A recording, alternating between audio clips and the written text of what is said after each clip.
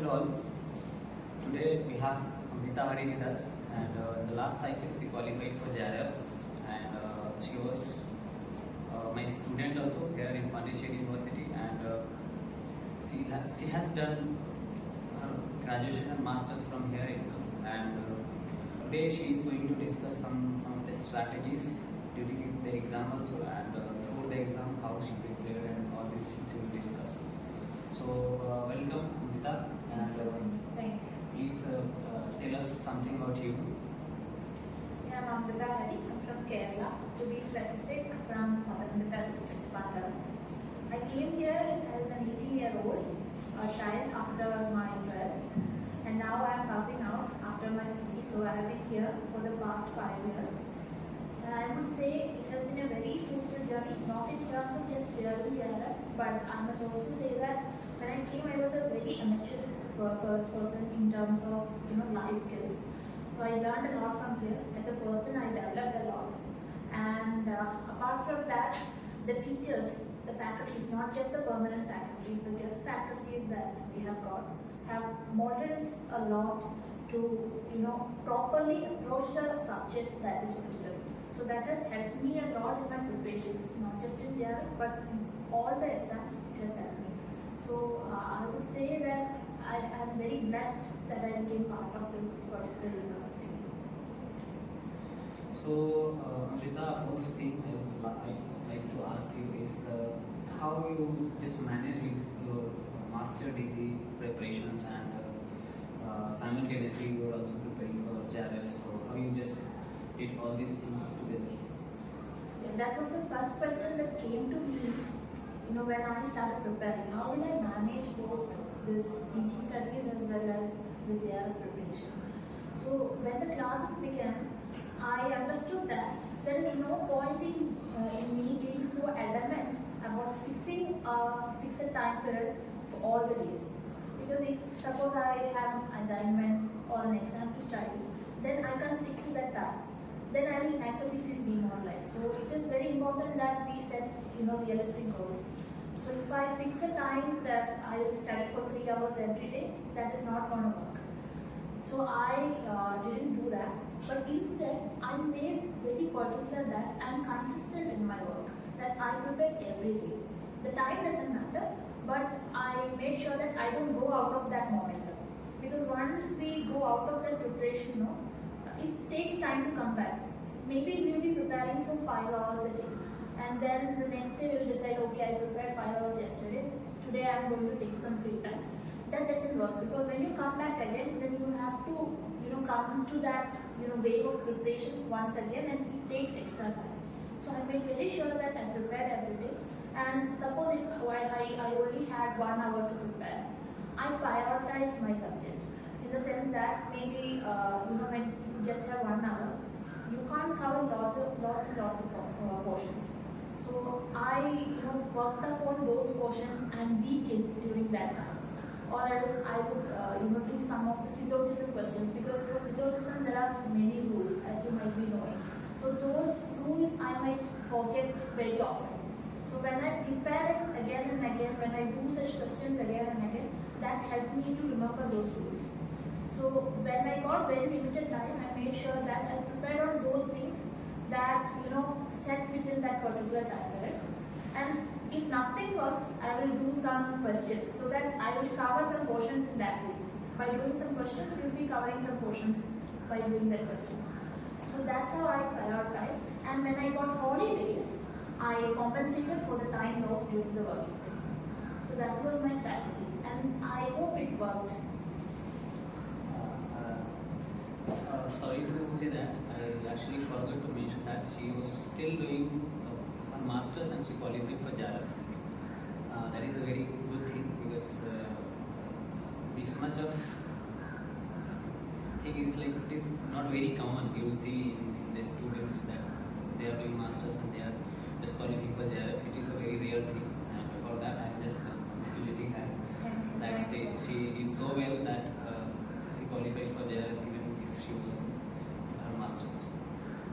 Second thing, Amrutha, I just want to ask you is how you approached paper 1 for the preparation purpose. us that the examination strategy we will discuss later on. But first thing is how you prepare for paper one, and what are the major portions you targeted, and what are the books you referred for the paper one. So please tell us something about that. So in case of paper one of the books that helped me a lot was a guide by KVS Madam. Guide in the sense you can't say that you will get everything from it, but still the rules. I told you, the syllogism rules, then the terms associated with research, all those things you have to have some reference. So that book by KVS Madam had helped me a lot to have a basic idea. Then the main thing I did was to do the question papers, because I found that many things that are not in the books comes in the question paper. So when you do the question paper again and again, that would make you more skilled and adept in doing the paper one. And one thing I would like to say to everyone is, don't leave data interpretation, because I have heard that many people would leave data interpretation because it consumes time. So the only thing to be very proficient in doing that is you do it again and again. You take earlier papers, do the data interpretation again and again, and of course it's boring. For most of us it would be boring, but still bear with that. Think about the time when you will clear this exam. So do the data interpretation again and again, and you naturally will become proficient. And I have understood that the options that is given for data interpretation, many a times when you work out, you might not be reaching that particular option. You will only reach somewhere around, but still it's fine. You can round it, and you can find the solution indirectly. So that's the main thing I want to say.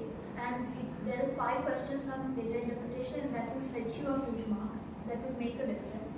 And then syllogism, as I said, when we do logical reasoning, we often forget the rules if we don't do it continuously. So make sure that you practice it. Even if you practice, when the question comes, there will be a doubt whether this is that or this is this. So continuously practice as many times as you can. So these are the things that I focused upon this paper one. The teaching aptitude and all those things I felt a bit easy because we can relate it with our real life. Research, in the case of research, methodology and all, you should have a sense of the terms, mostly the terms. That's it. And then mathematics is all basic mathematics till 10th. And that's all about how much you do it. As I said, it's all about practice. Yeah, that's it. Okay. Third thing I would like to ask you is how you approach paper 2, because in paper 2 there are a lot of portions like ancient, medieval, modern, and sometimes they will ask about research thing as well, and they will also ask about the historiographical aspects.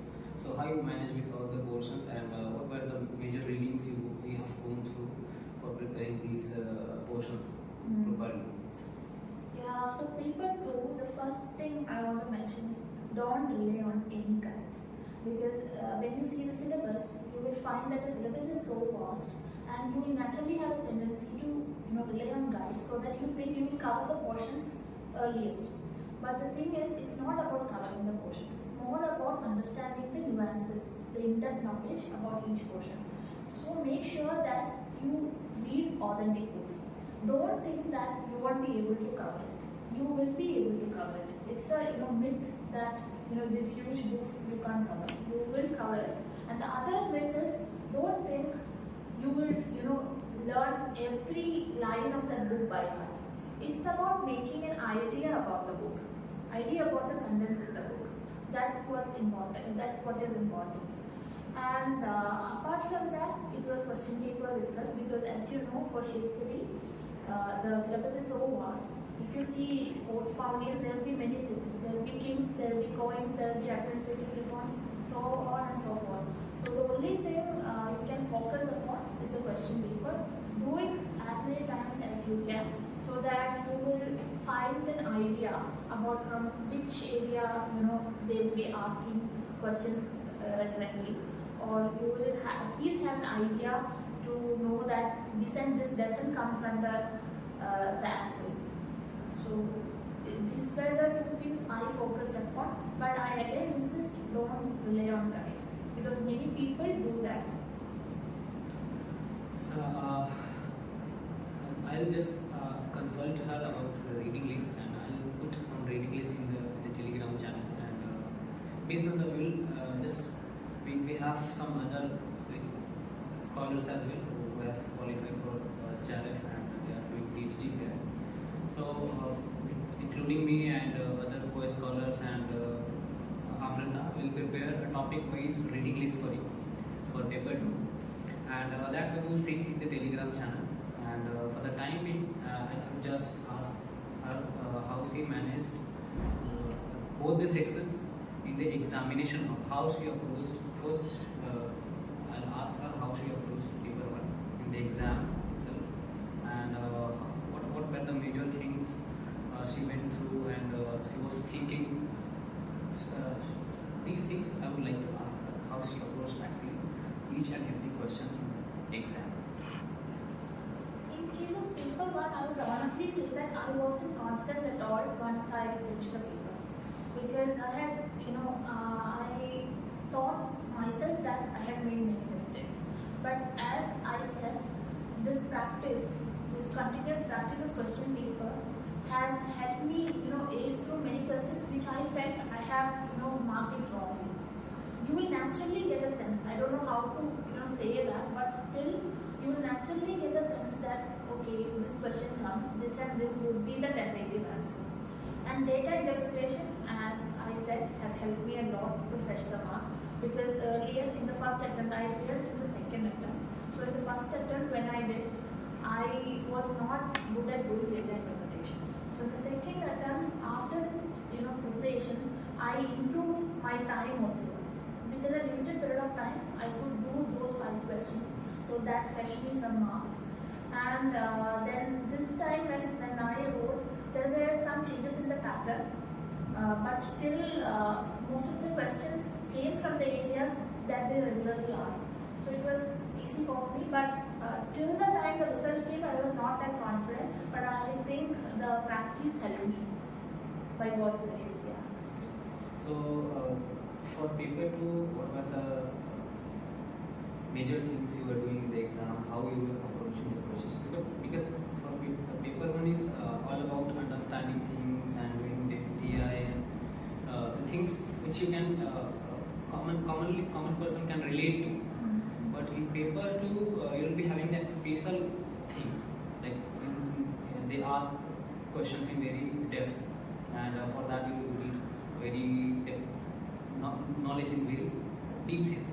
So how you have managed to just choose the options which you feel that these option is correct. So that is the main thing, and you just tell me how you just go through that and how you just choose the correct option, so that she has scored I think 140 marks in the paper 2, right? Yeah, I guess I She has done it 70 questions correctly out of 100. So you should we should know how she was doing that. Even I was not able to do that much of question. And okay, so I would just like to listen how you just approach paper 2. See, in the case of paper 2, what I would like to say is, you might be knowing the answers to some questions, but it is not, something expected that we know the answers of most of the questions. So, 2 methods that we can adopt is, one is deduction. That is something I myself like, and the other one is, as people say, elimination.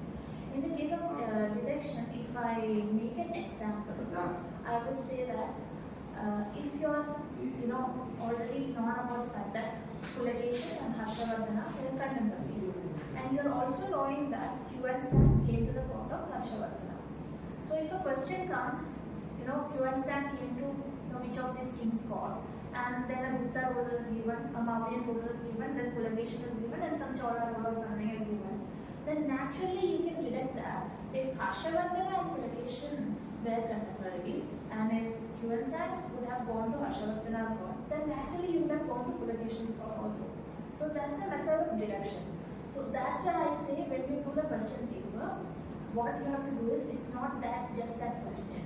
You have to study the options also, all the options, whether it's the correct option, the wrong options, all the 4 options that comes under the question, you have to study that.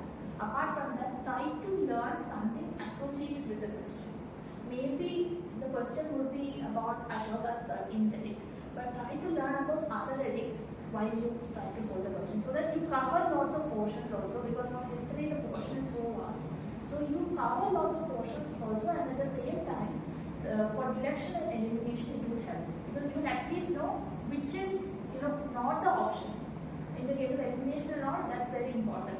As I said, this example, this collocation example, if you just know that, if you doesn't know that this Harshavardhana and collocation are contemporaries, and you just know that Yuan-san went to Harshavardhana's court, then after that you can, when it comes to the options, you know that this Mauryas, Guptas are not contemporaries of Harshavardhana, and Cholas also.